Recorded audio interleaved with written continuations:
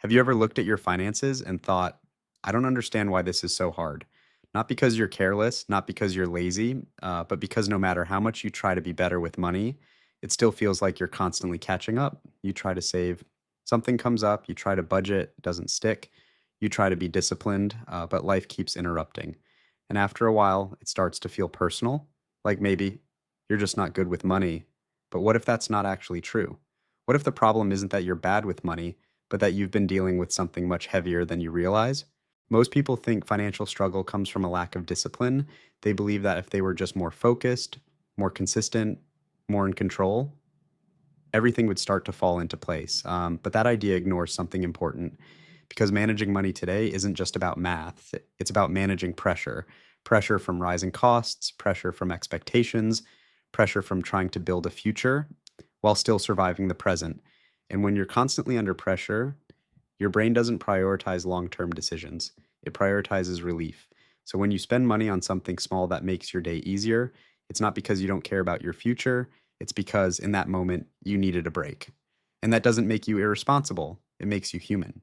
The truth is, most people aren't failing at money because they don't understand it. They're struggling because they're overwhelmed. And overwhelm changes how you think. When your mind is constantly occupied with responsibilities, bills, work, family, expectations, you don't have the mental space to make perfect financial decisions. Everything becomes reactive. You're not planning ahead, you're responding to what's in front of you. And that's where small patterns start to form. You order food because you're too tired to cook. You delay saving because this month feels too tight. You tell yourself you'll figure things out later. When things calm down, but things rarely calm down, there's always something. And over time, this creates a cycle, not a dramatic one, a quiet one.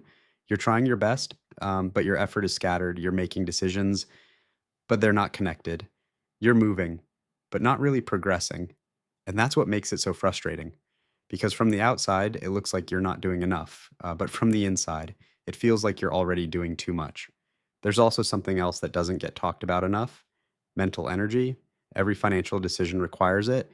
Even something simple, like deciding whether to spend or save, takes effort. And when you're already mentally drained, you default to the easiest option. Not the best one, the easiest one. That's why convenience becomes expensive, because it removes friction. And when there's no friction, there's no pause.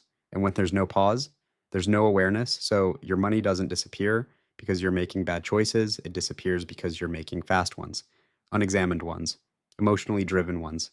And again, that's not a personal failure, it's a response to overload. So here's the shift that changes everything. You stop asking, why am I so bad with money? And you start asking, where am I overwhelmed?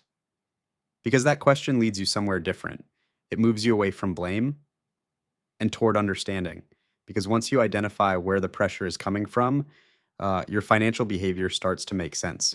If you overspend when you're exhausted, the problem isn't money, it's energy. If you avoid your finances because they feel stressful, the problem isn't knowledge, it's emotional resistance. And when you start seeing these patterns clearly, you stop trying to fix everything at once. You focus on reducing pressure, and when the pressure decreases, your decisions improve naturally. Not perfectly, but noticeably. So, what does this actually look like in your day to day life? It starts with making things simpler, not more complicated. Instead of trying to follow a perfect system, you create something you can actually stick to, even on your worst days. That might mean saving smaller amounts, but doing it consistently. It might mean reducing the number of decisions you have to make, automating what you can, removing what you don't need. It also means giving yourself space to pause, just a few seconds before spending, not to judge yourself, but to ask, is this helping me or just relieving a feeling? Because sometimes that small pause is enough to shift your choice, and over time, those small shifts start to add up. Not in a dramatic way, but in a steady, quiet way, where things begin to feel a little more manageable, a little more in control.